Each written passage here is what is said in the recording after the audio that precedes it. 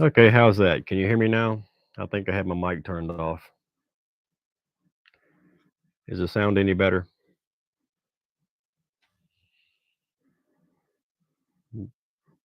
Okay, good deal. Thanks. As I was saying, which nobody heard because I had the mic off, um, these live streams are meant to address any questions that you may have developed while I was doing the other videos that you may have already seen, which I'm sure you have. But either Ed or I, whichever one that created the video, or whether it be a how-to video or a game training video, I use these live streams to answer any questions that you have developed in real time. Because, like I said, it's one thing to watch a video, but it's another thing to be able to get live and ask questions and get real time responses. So, if you guys have any questions, and I hope you do, because your questions are what keeps me talking. If you guys have any questions, please ask them. Keep the questions coming, and I will be more than happy to respond the best way that I can. Uh, is this microphone better than the ones that I've used in the past? This is a brand new microphone, and I'm hoping that it's coming through nice and clear and loud. Now, the last video that I did was about brake cues, and that one really took off. I think I've had close to 3,000 views in less than 24 hours since it was posted, so that was a pretty good one. Now, Jerry Johnson says, "Sounds very good." No, I appreciate that. Thanks. Um, Tonight, as you guys know, if you're new to the channel, again, um, I do these live streams periodically to answer questions that you've had or have developed by watching our previous videos. Vincent says, to the microphone, yes, the sound was better in the recent videos. Um, Good. Hopefully, it's just as clear now as well. It's the same microphone. But nonetheless, if you guys have any questions about anything at all related to pool, playing pool, cue making, anything at all, let me know and I'll do the best I can to help you. That's what this live stream is all about. Also, you'll notice, or you may have noticed, that I'm beginning to do a lot of CNC how-to videos. I'm taking that one really slow with everybody because, well, one, not everybody's into the CNC aspect when it comes to key making. But I cater to two different types of people. I cater to the key maker, and I also cater to the pool player. Uh, since I am both and have been for 30, 40 years, I try to give back as much as I can to the public as best as I can. Tonight, this stream wasn't scheduled. Tonight, I was actually supposed to be in a tournament, but well, one thing led to another, and I didn't go. Now, I'm also sure that a lot of um, league finals are being played tonight, whether it be APA, CPA, ASPL, USAPL, things like that. So, there might not be as many people viewing tonight as it normally would be due to the league play everywhere across the states. And that's okay. I get that. And Michael is asking me, hello, what hold on a second. I can't read that, Mike. Hold on just a minute. Let me reduce the screen some.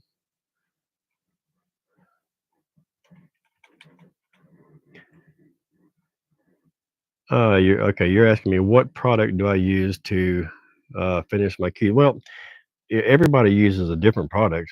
Uh, there's plenty out there.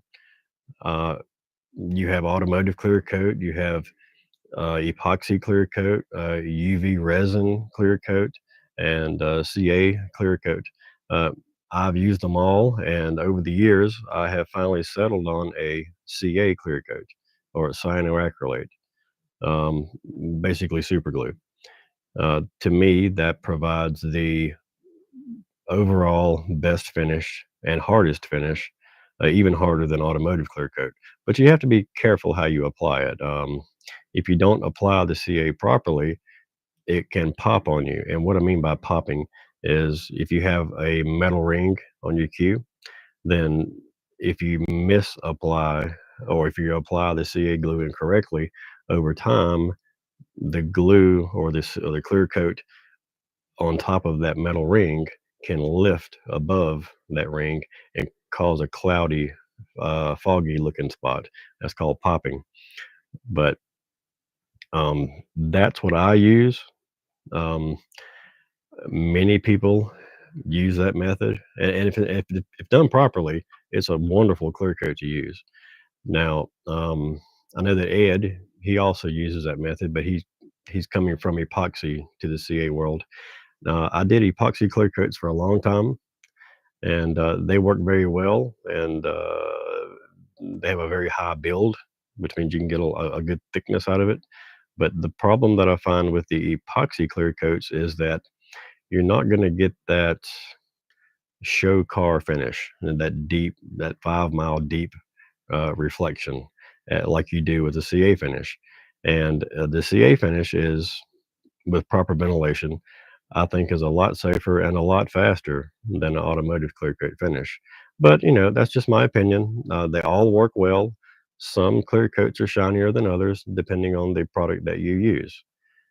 Now, again, I have settled and firmly believe in the CA method. That's what I do on all of my cues now, and I'm very happy with it. Um, so we got 8 people on right now, and as I always mention, as long as we have the people on here, I will stay live and I will continue to answer questions. Where is everybody from? Me, of course. I'm in Southern Virginia, in South Boston, Virginia. Where's everybody at?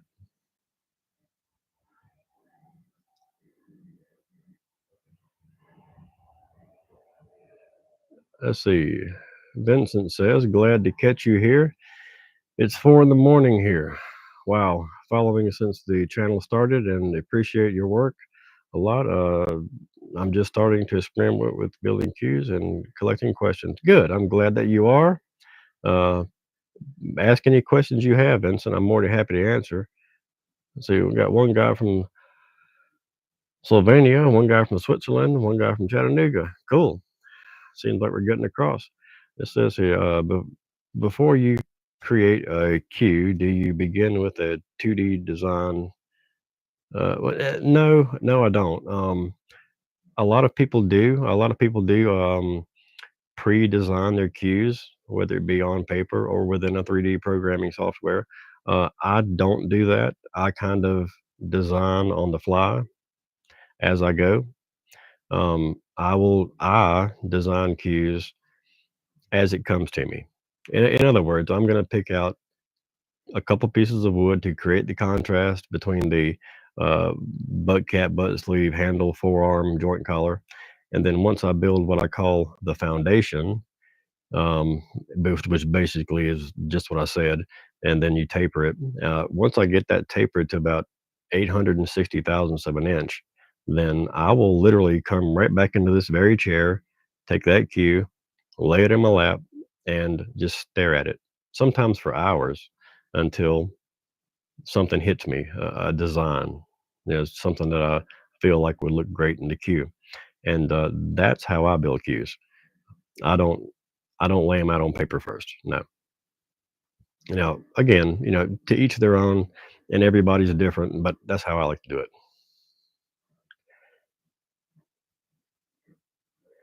What's the reason for the butt sections being held together with screws? Wouldn't it be easier? Oh, hold on a second.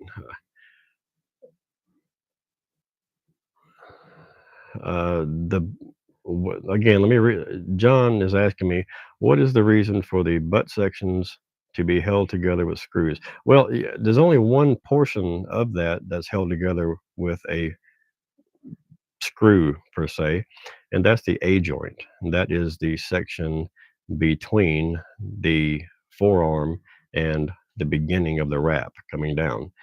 and that is considered a mechanical A joint, which is why it's better than a wooden threaded joint. If you do wood to wood thread joint, and you can do that, but if you do a wood to wood thread joint, it's just overall a little bit weaker, I think, I feel. And the standard has just become over the years to use a mechanical A joint, typically stainless steel. But you can change that A joint material. It's normally going to be a 3-inch screw, 3H10, and you can use stainless steel, aluminum, titanium, brass, all kinds of different things. But those materials alter the weight of the cue and the balance point location. So by using other than naturally threaded wood, you can one have a stronger A joint or overall connection, and two, you can manipulate the balance point a lot better with metal materials. I hope that answered your question. Oh, something else I forgot to mention. Just yesterday, I did add the function to become an actual member of the group. Everybody can subscribe, but now I have a member function on there. And if you look down, it might not show on the live stream area, but during a typical post, it may show on this. I don't know. But if you look down the bottom of your screen underneath the live stream, possibly, you'll see an area that says join. Click on the join area because it should be right beside the subscribe area. Click on the join area, and that's a whole different animal. You can pay a little bit per month, like $4.99 or $4.95 per month, and you have certain perks that a typical subscriber wouldn't have. And plus, it shows your appreciation for the channel, stuff like that. Vincent says, "What are your thoughts on different coring material like carbon or glass fiber tubes, keel wood, anything else you experiment with and want to try?" When it comes to Vincent, when it comes to coring a cue, the butt of the cue, the handle area, I will only use me personally. I use two types of material. I use Canadian hard rock maple, and I use Purple Heart.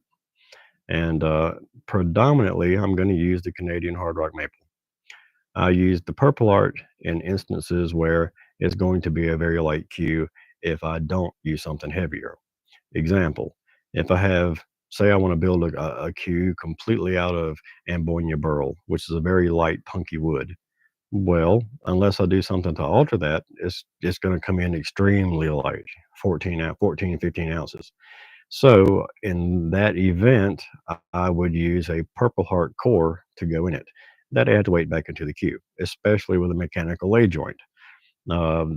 Figuring that the mechanical A joint is going to be, if you use stainless steel, it's going to be about a 1.3, 1.4 ounces, just in the bolt itself, or the connection screw. But carbon fiber, no, not really. Um, I, I typically use just those two things.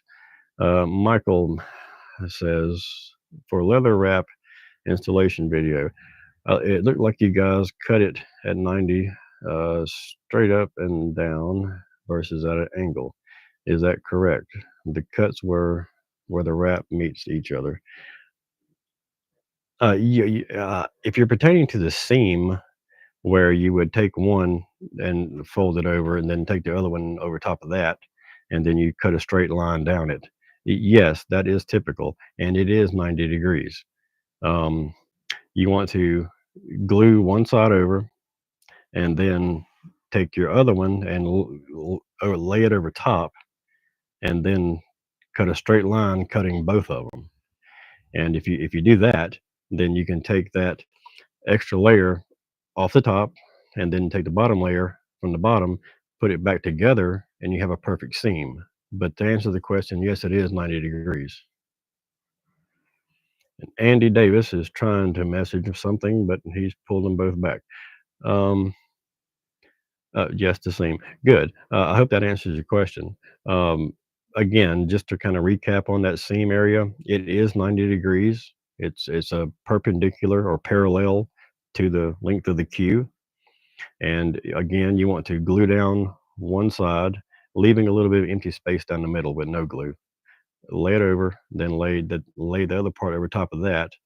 And while that's overlapped like that, you take your razor knife and you cut through both sections down the length of the queue. And then you peel off this top part, throw it away, and then you pull back the bottom part that you cut and throw it away. And then when you put it back together, it's a nice seamless seam. I hope that answers your question on that. And also, and I have to mention this because this is what keeps us going. If you look down to the right of the chat box, you'll see a dollar sign. If you click on that dollar sign, you can donate to our channel. There's two ways that you can donate to the channel. One is by clicking that little dollar sign down there, and the other is if you look at the pinned post, you can actually donate directly through PayPal, and that's kind of how I would prefer it if you did it. But you can do it either way. Your donations to this channel help us move forward. Again, with buying equipment, and it's taking care of the time invested and things like that. We enjoy doing these for you. It's nobody else is doing it. It's never been done before, and that's kind of the reason that we even came up with the idea of Keymakers Guild, is because nobody's doing it. There are so many secretive people out there. And they don't want to tell you anything. They don't want to reveal any information. So that's kind of why we're doing it, is to reveal that information, reveal the secrets, tell you what's going on, how to do certain things. Um, we feel that it kind of shaves off a lot of the learning curve that you would normally have to go through. And we currently have 10 people viewing. And out of 10 people, I'm sure somebody has some more questions.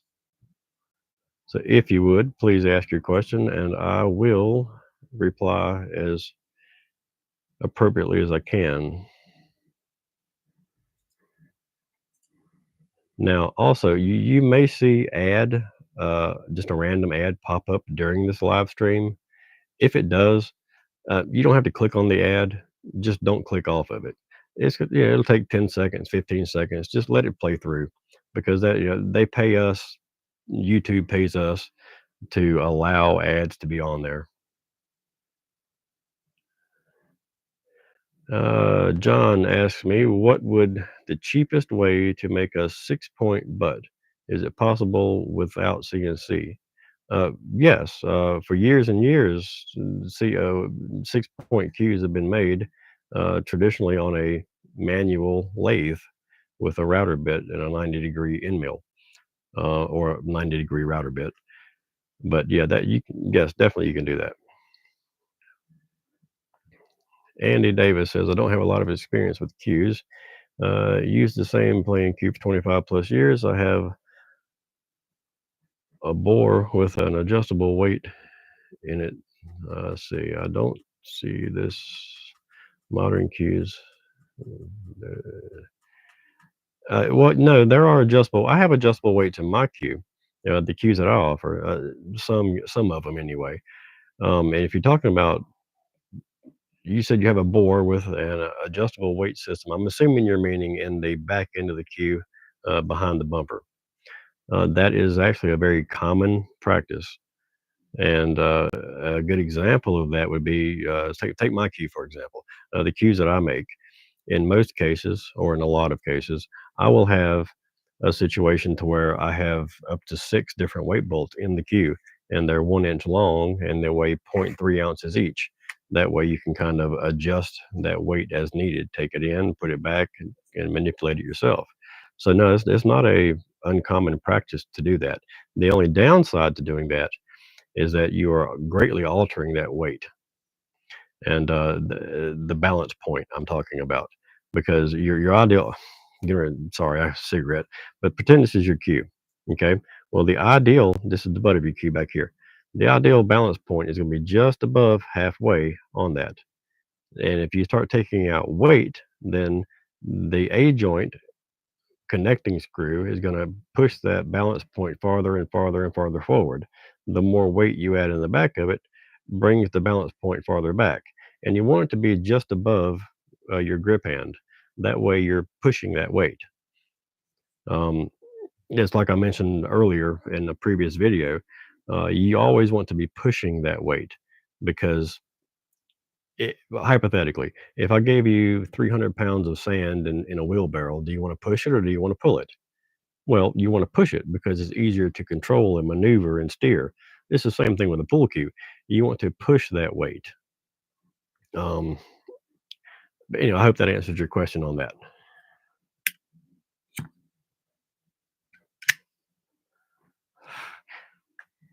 It's okay, Andy. I'm sure that you can go back to one of the videos and see that. John says, when you finish cut a shaft, say for example you want a 12.75 millimeter in diameter, what would your final dimensions be cut to prior to sanding? Well, typically, Jerry, what I'll do is I'm going to cut mine down to about 5 to 6 thousandths oversized, and that's what allows for the sandpaper, because you don't want to turn your shaft down to exact size because you have to sand it. You want to keep it within, five to between 5 and 8 thousandths of an inch is plenty to where you can come back and manually fine tune it with sandpaper.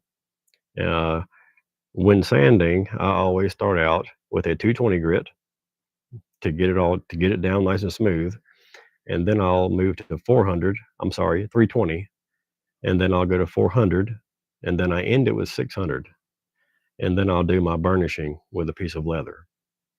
But to answer your question, if you are gonna say your goal was 12.75 millimeters, then you want to hit it about 12.77, 12.76 ish, and sand it down from there manually.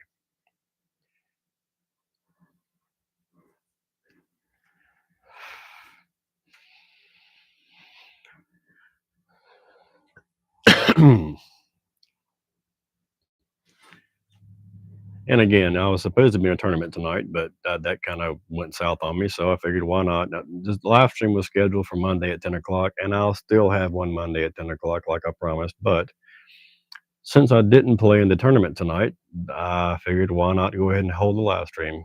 Maybe you guys have some questions. Not everybody's out playing in league finals and stuff like that. So, those of you that are home alone doing nothing, chime in. You can ask me some questions, and I can answer them for you.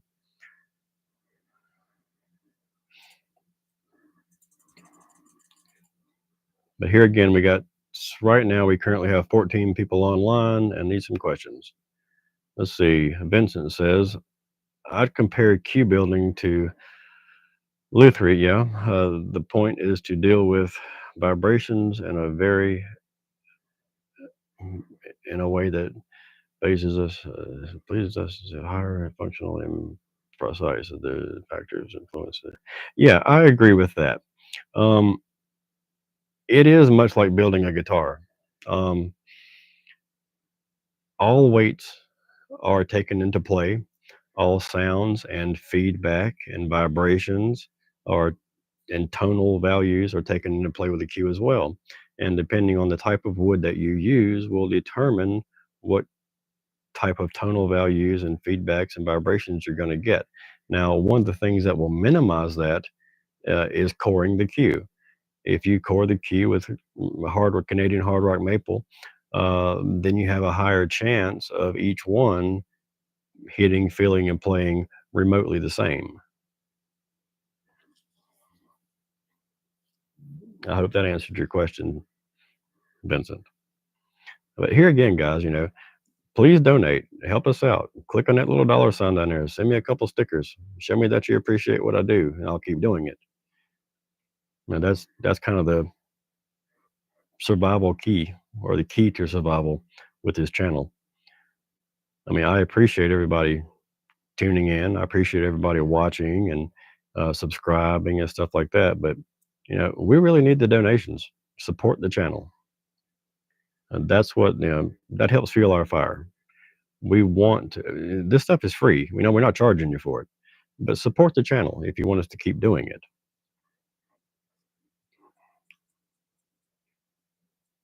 So we got again right at 13, 14 viewers, and I need some more questions so I can keep talking. And as long as I have more than 10 viewers, I will stay online and keep it going live for you.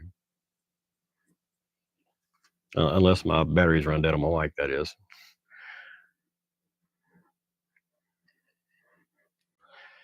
Michael asks, as for coring material, do you have a set couple of favorite to use?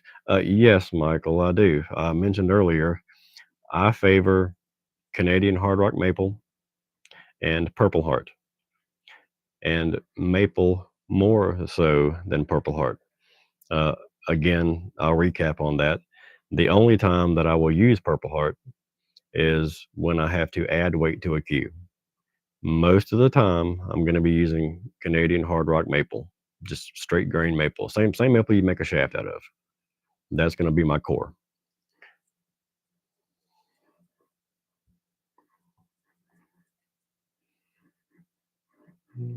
All right, we got 14 guys online. What other questions do you have for me tonight?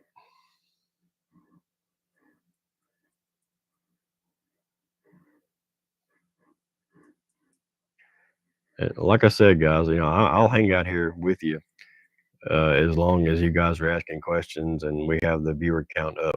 I don't mind sitting here all night if I need to. As long as you can deal with my cigarettes, I'm good to go.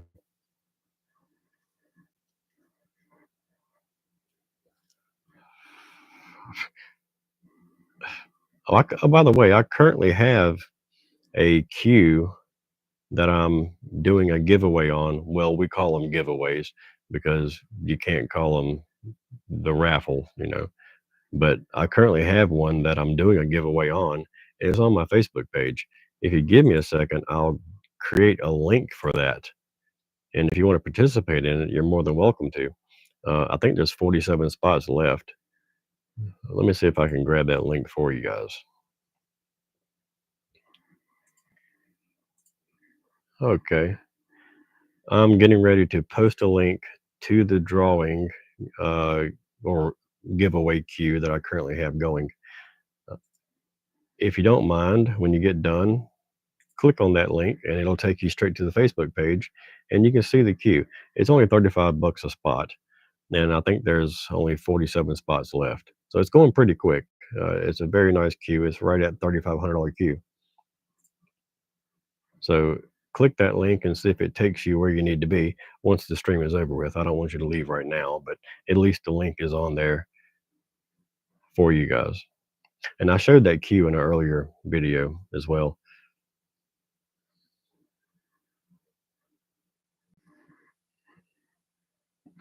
Now, also, Ed, uh, I spoke with him a couple days ago, Ed Peterson, which is my partner on this channel.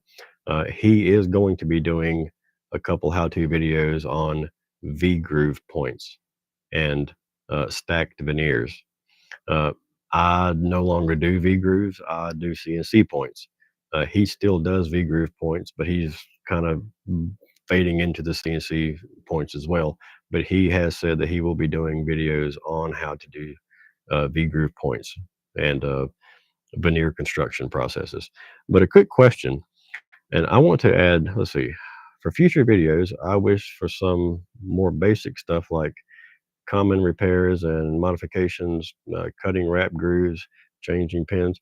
Yeah, well, we have, this is for Vincent. Vincent, we have videos on uh, cutting wrap grooves and changing pins and stuff like that. Well, not so much changing a pin, but pin installation.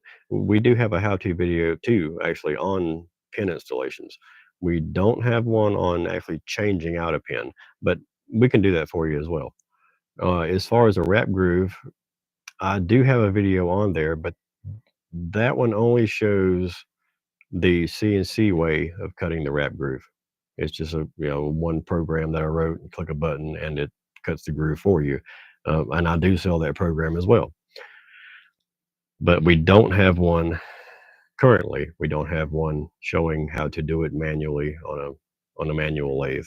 But we can, and I will talk to Ed about that and see what we can come up with.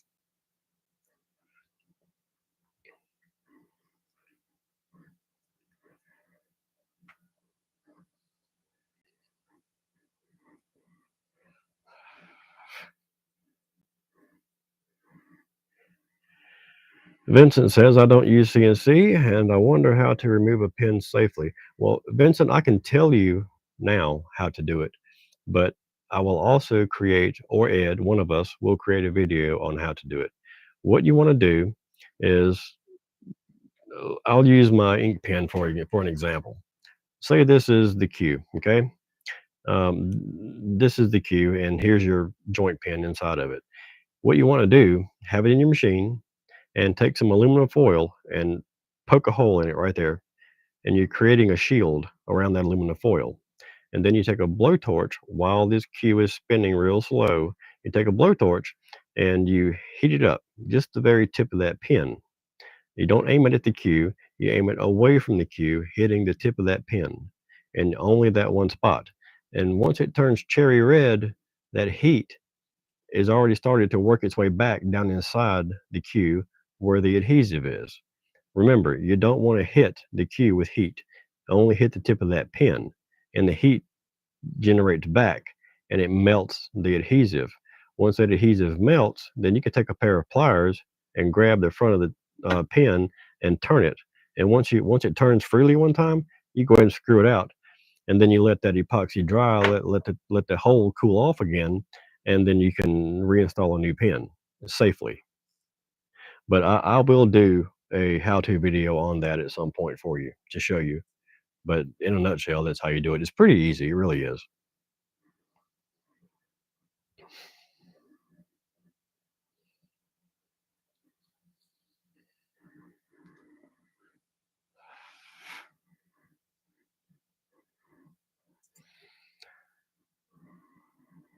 So what other kind of questions do you guys have for me?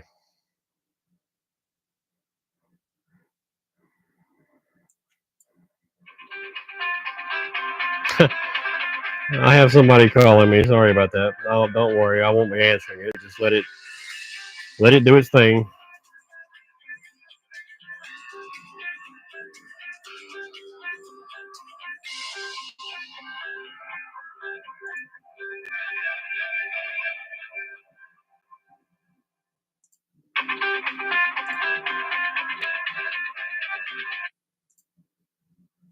Okay, they finished. Sorry about that. John is asking me how a scallop joint is made exactly. Well, your terminology isn't familiar with me. Um, if you mean possibly a bridged point or something like that, then I can help you with. But the term scallop, that isn't relevant. It doesn't ring with me. If you could give me a little more detail about what you mean by that, I can help you out with it.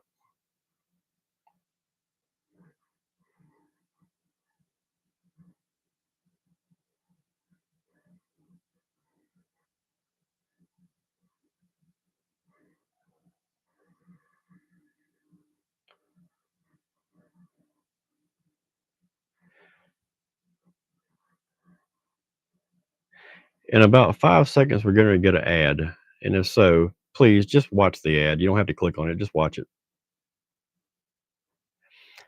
It's used instead of rings where where three pieces of the butt are assembled together. It looks like a half circles. I, I really haven't seen that, buddy.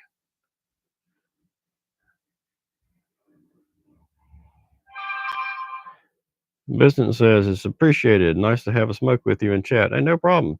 Hope your video library grows until I get my Q Smith Deluxe.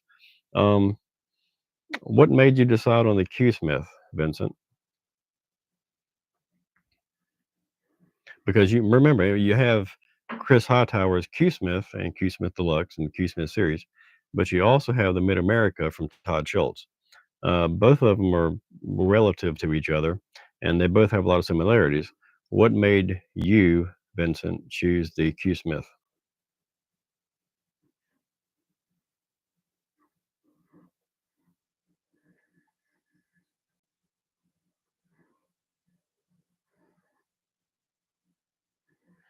Michael earlier asked me, how about sourcing my joint and ferrule materials? I get most of my ferrule material from either Atlas or a place called QFits, and that would be qfits.com.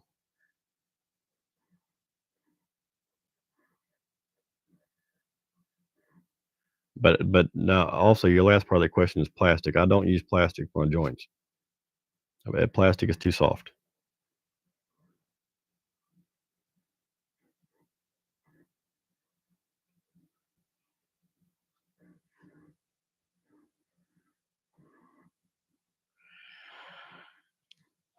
And Vincent, why don't you use a CNC?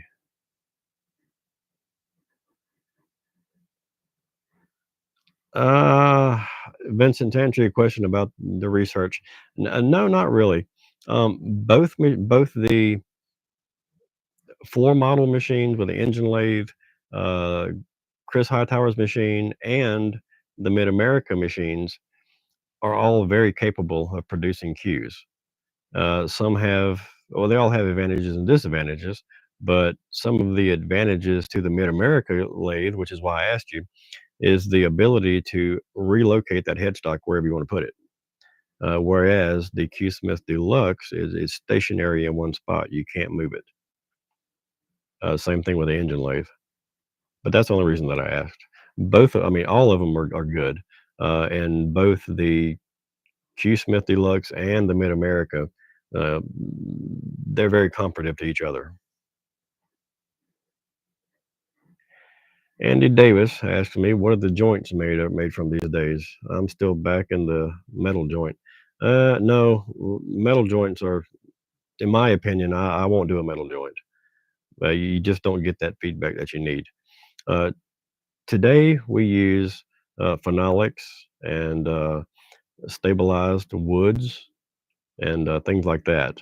Um, but uh, I will not do a stainless steel joint on a cube.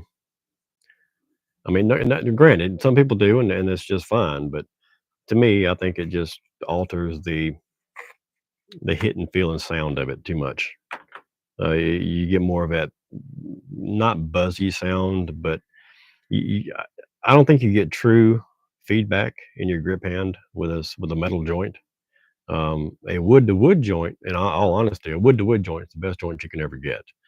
That's the closest thing to a solid cue you'll ever find. And it's funny. It's funny because you know way back when the first cue was cut in half and it was turned into a two-piece cue only for the purpose of fitting it into a case. Ever since that day, we've been trying to make that two-piece cue one piece again. What I mean by that is we've been trying to make it feel like a one-piece cue again ever since then. Um, and a wood to wood joint is going to give you the closest thing to a solid one-piece cue as you can ever find.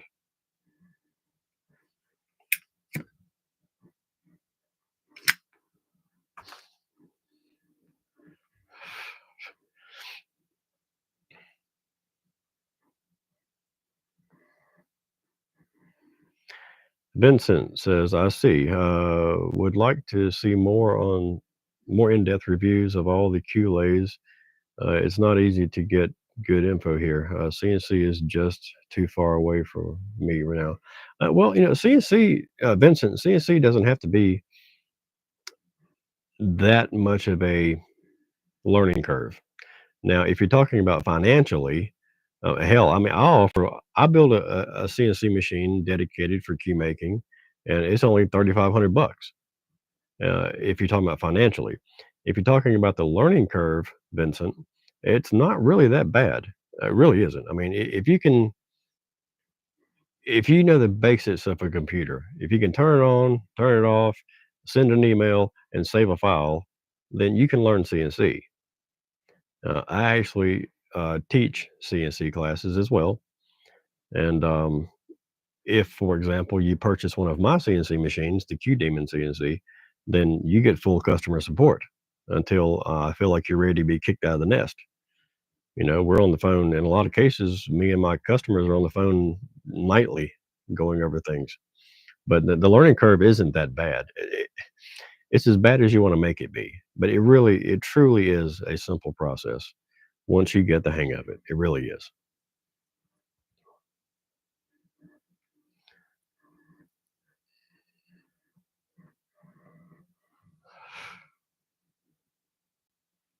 But back on to Vincent with the Mid America versus the Hightower lathe. Um, both of them are very comparable to each other, as long as the Mid America lathe, you opt in for the 3/4 horsepower DC motor. If you do that, then you can do everything that the Hightower machine can do. Not that I'm trying to steer you away from Chris's machine. He builds a very good machine. As a matter of fact, when I first started building cues back in the early '90s, that's what I used was a Mid America lathe. But since then, I have kind of migrated towards the not a Mid America, but the Hightower machines back then. But since then, I've migrated toward the Mid America models.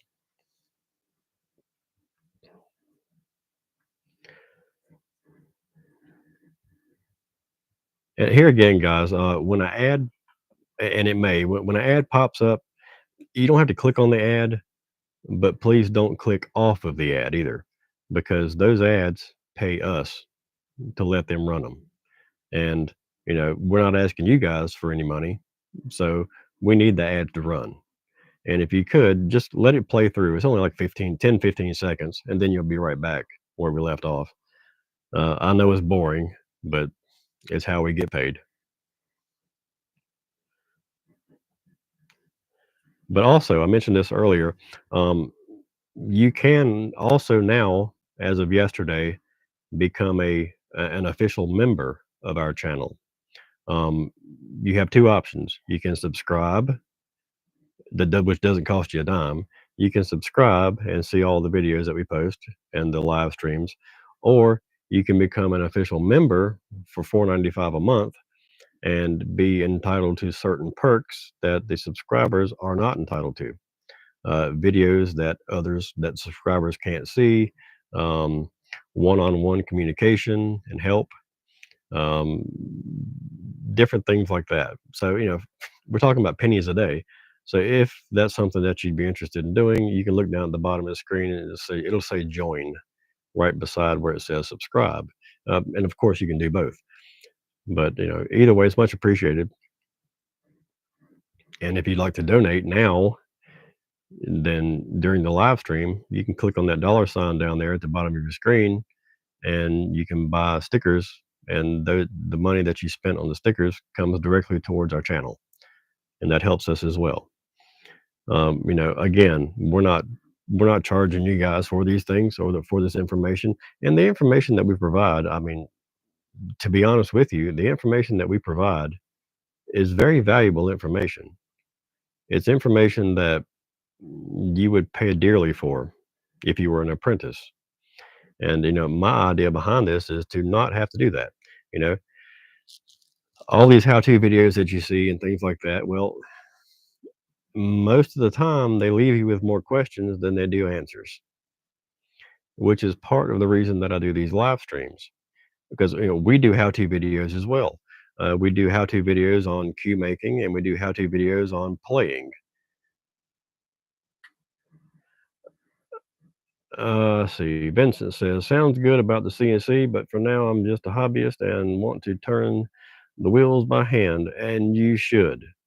Um, if you're just beginning, you should be doing it all by hand because you need to get that feel of the hand wheel and learn how to turn it smoothly. That way, you don't get any choppy lines when you're using it. So, I would absolutely agree with you 100%. Do not get a CNC right now. Once you have successfully been building queues to your satisfaction for at least 1 year, then you can consider looking into a CNC machine. But right now, if you did that, you'd be cheating yourself if you didn't go manually.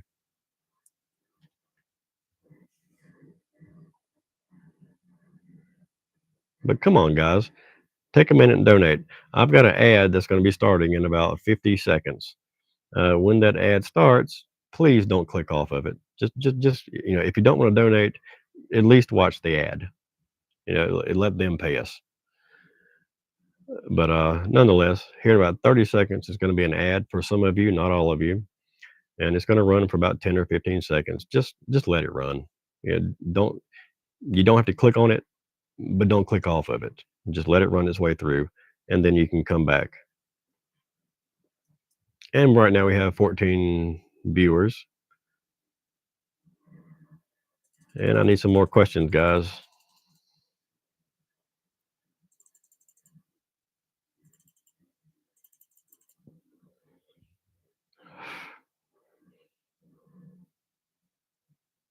And like I said, I will be doing the live stream on Monday at 10 o'clock as well. And here again, some people will get these ads, some people won't get these ads. John says, to start off with a sneaky peek conversion, is there any queue in particular you'd recommend that for yes, there is. One of two types of queues. When you're going to do a sneaky peek conversion, I would recommend one of two types of queues, either preferably a Titleist queue, but they're getting harder and harder to find, or a Valley Supreme queue. And the reason being is, well, with the Titleist queue, it's the nostalgia behind it. You're gonna have veneered points and stuff like that. But the main thing is that the Valley Supremes but both the Valley Supreme and the Titleist are oversized, so that gives you something to turn down. A lot of the bar queues are already down to size. See, a lot of companies like Valley and Titleist, they wouldn't put weight bolts in their queue. To add more weight to the queue, they would change the taper diameter, which, lucky for us, those of us that do conversions, is a good thing because that gives us more meat to take off the queue to get it to where we want it. And that's what you're shooting for, either a Titleist or a Valley Supreme.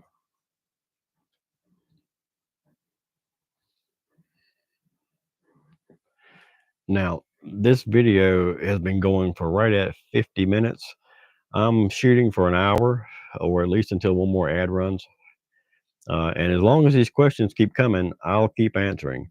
My phone's blowing up with messages and voicemails and stuff like that, but it's okay. I'll stick with you guys until the stream is over with.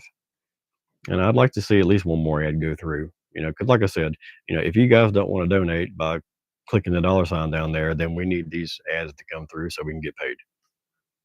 Um, we don't mind doing or providing this information, but we would like a little bit of recognition and appreciation for it. And you can show that by donating. And again, you can donate in two different ways. You can click the very top link and donate via PayPal, or you can click the dollar sign in the bottom of your screen and you can donate that way. Whether it be $1, $5, $10, $20, whatever, it doesn't matter. It's just donations show us that people are interested in what we're offering. Okay. And that's the fuel to my fire, is interest. As long as people are saying, yeah, this is a great channel, you guys rock, you're doing an awesome job, then we'll keep doing it. And John says, if I decide to have the joint pin wood to wood with a metal screw, is there any risk of the butt shaft splitting somewhere down? No, if installed properly, there is no chance of that happening. Um, if that did happen, John, it's because you were using the queue as a baseball bat. If you if you use the cue properly the way it's meant to be used, remember, a cue is meant to go this way, not this way. So, a mechanical A joint, metal screw, is the way it's always been done. It's just the way we do it. And when I say we, I mean everybody. Um, Although there are people that use a wooden joint, just a threaded wooden joint. For that matter, there are people that don't even thread the joint; they just use a wooden tenon and glue it together. To me, that, in my opinion, that's junk. That's not a quality cue. You need to have a mechanical metal A joint. But if for whatever reason you want to use a threaded wooden joint, you can, and it can be just as strong. But that'd be up to you. I mean, people do it different ways. And I've always said that if you ask 10 different key makers, you'll get 10 different answers. But the thing is they can all be right. At the end of the day, they can all come to the same end result, even though we have different techniques. And that's the luxury of having different cue makers. We have our own ideas, we have our own techniques, but at the end of the day, it equals basically the same end result. And that's what we're all after, ultimately.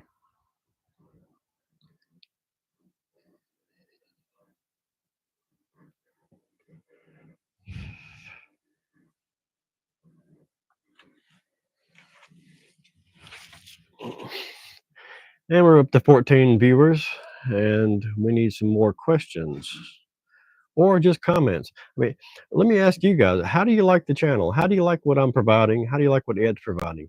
Do you think this is, I mean, again, this has never been done before. What do you think about it?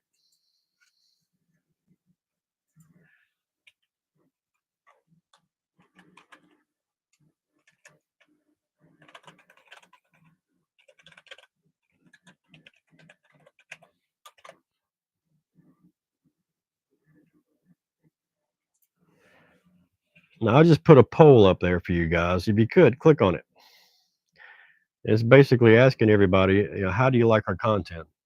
If you like it, click on yes. If you don't, click on no. And it's okay either way because I can't see who clicked on what. But we need that feedback.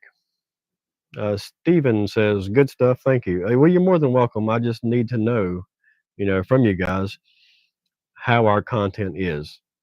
Because again, this has never been done before. This is a brand new animal in the YouTube world. There is no cue maker out there other than Ed and I that are offering this material to you guys in this way. Let's see. Vincent says, just donated per PayPal. I appreciate that. This is a great channel. You guys rock. I appreciate that, Vincent. Please continue. Your videos are a treasure for as long as YouTube exists. By the way, how much do you recommend Hightower's book? Or how do you recommend? Well, I hate to talk about anybody and their material, Vincent, but you asked me the question, I'll give you the answer.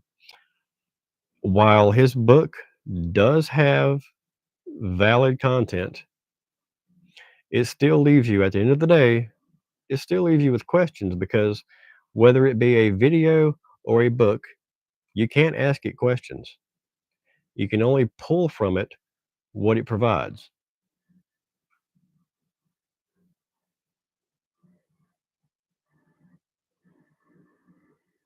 Gene Kelly says different joints hit differently. Yes, they do. But Gene, I think he is talking about the A joint, not the joint pin.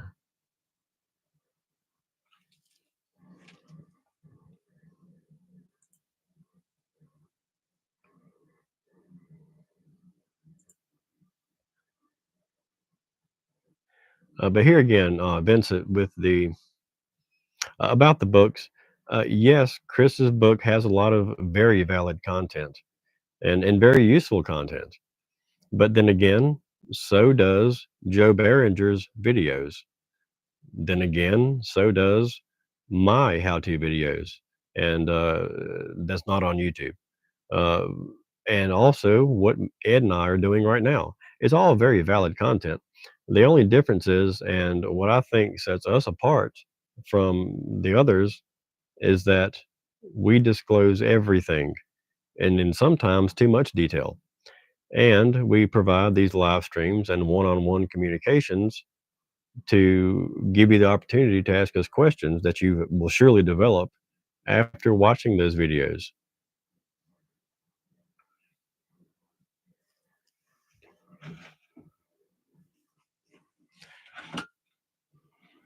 I'm sorry, guys, I'm thirsty. I don't mind staying on here, but I gotta have something to drink.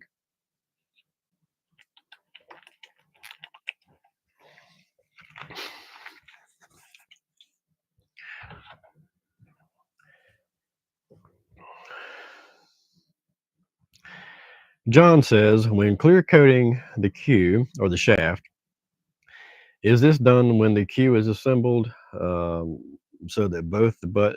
Well, some do, some don't. And then he says, is there a small relief cut made at at their joint? Well, no, that's not really how it's done. John, the way they do these things, there's two different ways.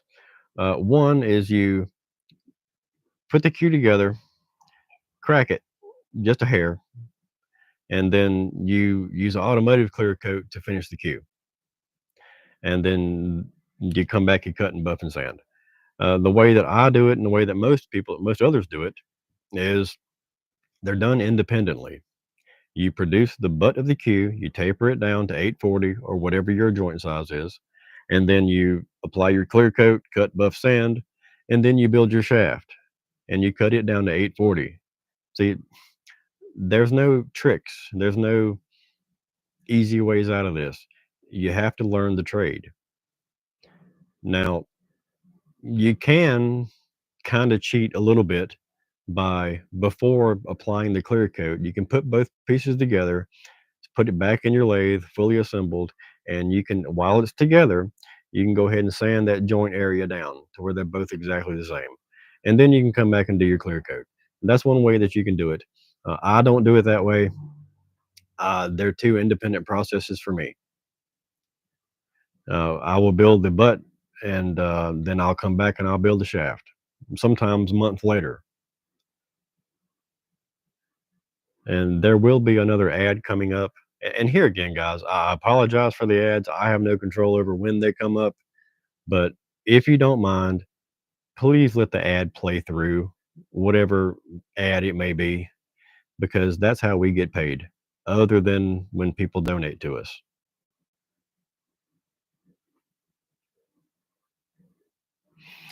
And he says, because McDermott makes a small relief cut on the face of the shaft for the clear coat to not crack. Well, yeah, it's not really a relief cut, John. It's more of a curl over effect. And that's something that you can do when you put your clear coat on, and then you face it back off. It's going to be a sharp corner there. And that's my alarm for my medicine. That'll go off in a second. Anyway, when you do that, when you finish your clear coat, take a piece of 600 grit sandpaper and just lightly touch the edge of that joint a little bit, just on the face of it. Just lightly touch it, and that little bit of sanding there is enough to deter any kind of cracking.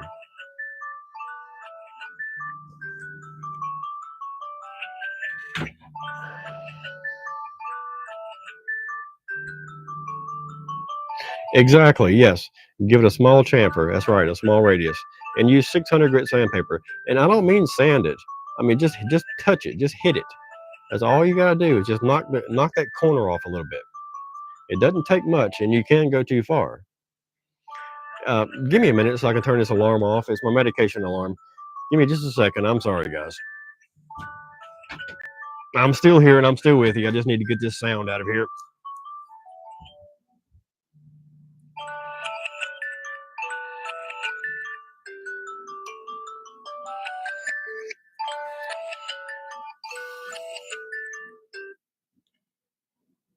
Okay.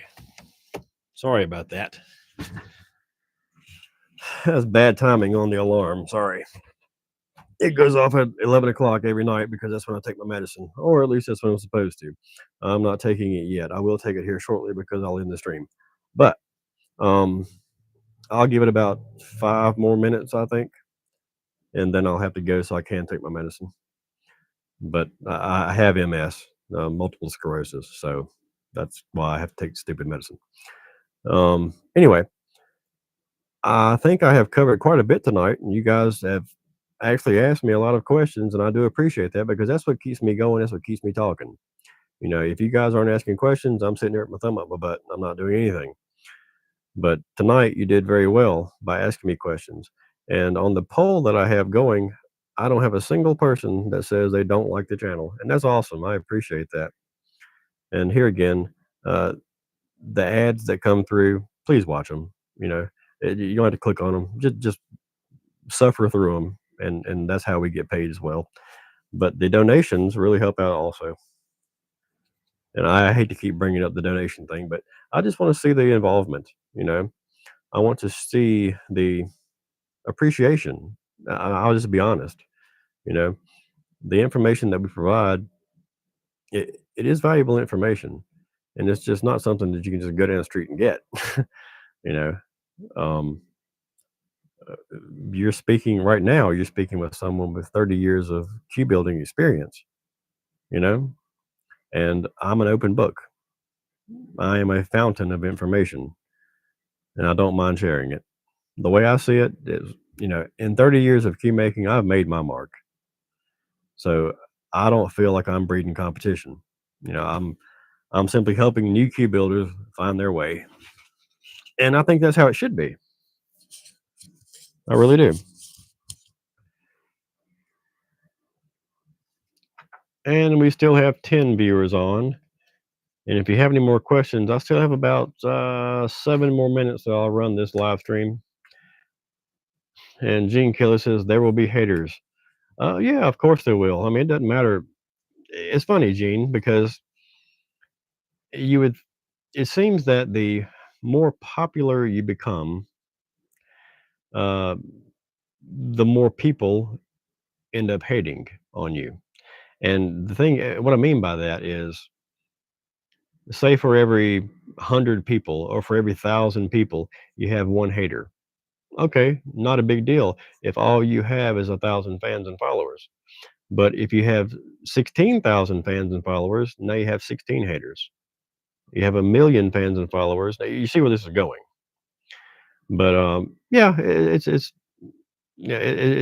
what it is. Everybody, you can't go to McDonald's and everybody be happy. Somebody's going to be upset. That's just how it is. Vincent says, "Thank you very much. I value you and Ed's content very much." I appreciate that.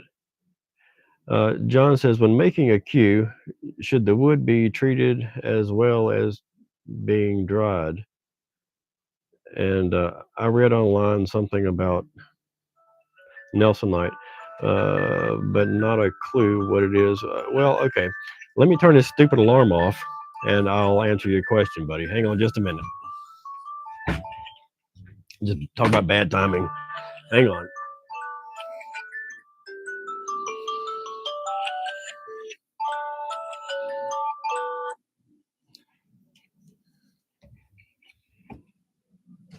Okay, we'll try that one more time. I think I got it turned off this time.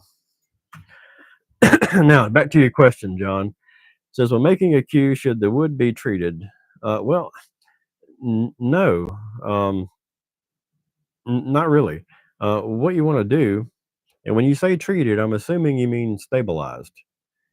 Um, you only want to stabilize wood that is very punky and porous.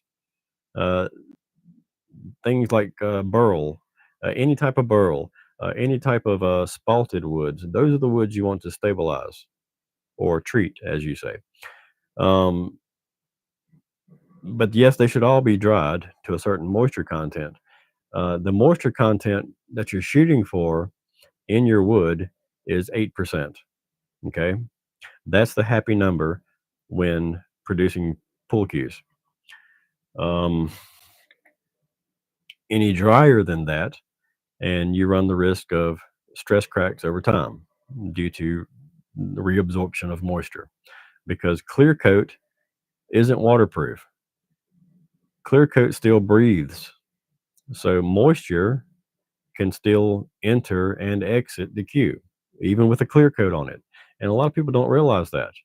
You know, there are so many things, but when you clear coat a queue, and say the queue was 10% moisture content or 12% moisture content, and you clear coat the queue, well, guess what? It's going to continue to cure. It's going to continue to dry, and as it does so, it's going to warp because just by simply clear coating a queue, you're not preventing it. You're not stopping it, that process from happening. It's going to happen.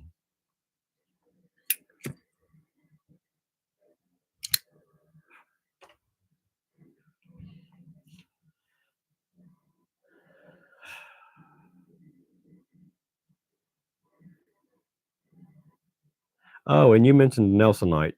Nelsonite is primarily used for shaft material and shaft material only, and this is towards John. Um, Nelsonite is a very good stabilization fluid in Nelsonite. It will dig down in there. You basically stick it in a chamber or a tube, and you leave it overnight, and then you pull it back out and you hang it. You can leave it as long as you want to, but then you hang it up and let it dry and do its thing, and it absorbs into the wood, and that does help stabilize that wood. Does it have to be done? No. Do I do it? No. Does Ed do it? No. Does most of the queue makers I know do it? No.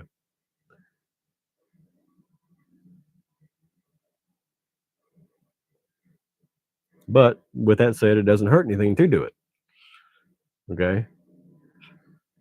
No problem.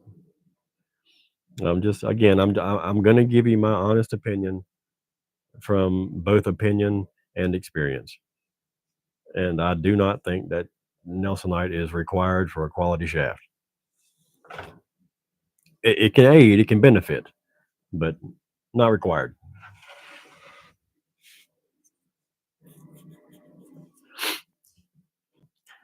And we are down to 9 viewers now, and it's been an hour and almost 10 minutes. If it is 9:10 and we don't have 10 viewers, then I'll go ahead and close it out. Unless you guys are asking questions. If you guys are asking questions, I will stay on here. Oh, and you'll notice that I have recently been adding a lot of pool training videos as well, verbally, but training videos nonetheless for the player, not the cue maker. Well, actually, for both. And I think that's a big asset as well for our channel.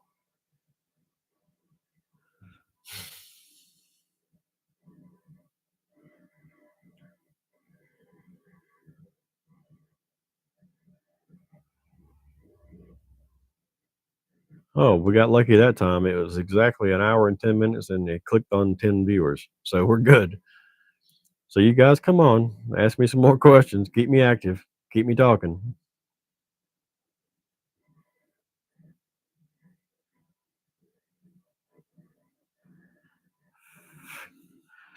But here again, if you want to participate in that cue drawing that I have going on now, which I call a giveaway because you can't call it a drawing on Facebook. But if you want to see that and participate in that, it's 35 bucks a spot. I think it's 47 spots left, but I have a link to that and I'll post it here for you. And just click on the link, it'll take you right to it.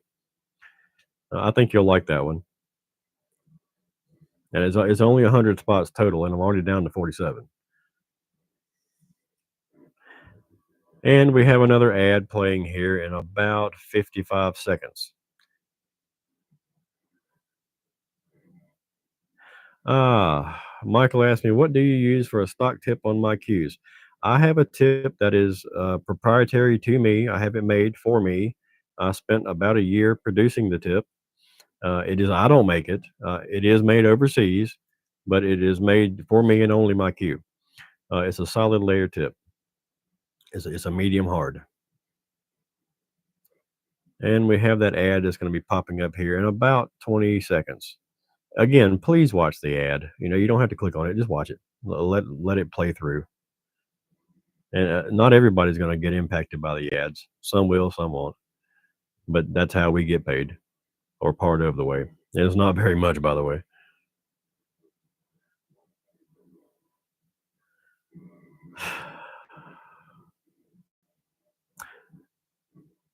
But anyway, it's been an hour and 12 minutes. I have time for a couple of more questions, and before I close this live stream out, I don't want it to go over an hour and 15 minutes. Um, I think that within an hour and 15 minutes, it can absorb a lot of information and ask a lot of questions and provide a lot of answers. So if you guys have another question, go ahead and ask it now while we're still live. Otherwise, I'll see you Monday night at 10 p.m. Typically, it would have been Monday nights at 10 p.m. Uh, and not tonight. But I did not go to the tournament that I was going to go to, and I decided to do a live stream. But there will be, if at all possible, there will be a live stream every Monday at 10 p.m. as long as this keeps working. When choosing wood for shafts, is mineral content something that should be taken into account? Uh, Not really. Sugar marks and mineral content is really only applicable to the front two-thirds of the shaft. Um, and even then, it's not altering playability, it's altering the aesthetic value. So that's something, but that becomes preferential. If you think that the sugar mark is an eyesore or the mineral is an eyesore, then yeah, you should chunk it.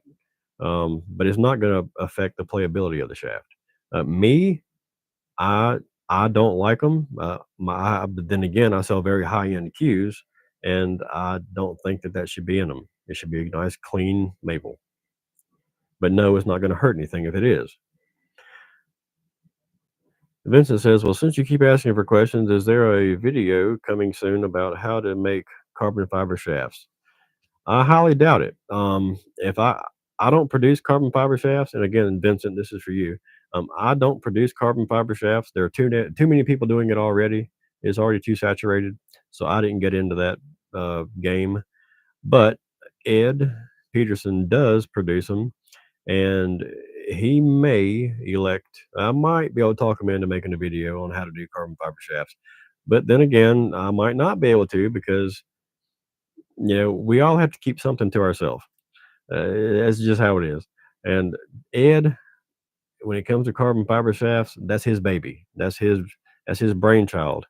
And trying to get him to do a live stream or a video on how to produce a carbon fiber shaft is probably be almost like trying to pull teeth.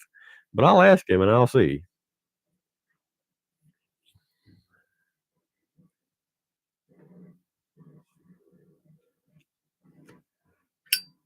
Okay, guys, we're down to 8 viewers, and it's been an hour and 15 minutes. I am going to go ahead and log off of here. And remember, it is scheduled for, again, Monday at 10 o'clock p.m. And that's the typical schedule that it will be. If you found this useful and informative and you have not subscribed, please subscribe. And if you'd like to donate, please do so as well. All is appreciated and welcomed. And I appreciate you guys very much. And we will see you on Monday at 10 o'clock, unless I have posted another how to video or a seminar type video. But until then, I hope I've answered all of your questions. And well, one more question: where can we go get a gun drill? Um, well, you can get your gun drills at a place called Sterling online. Sterling will make you any gun drill that you want at a very good price. But on that note, I'm going to close this out, and I'll see you guys Monday at 10 p.m. unless something comes up. Have a good night.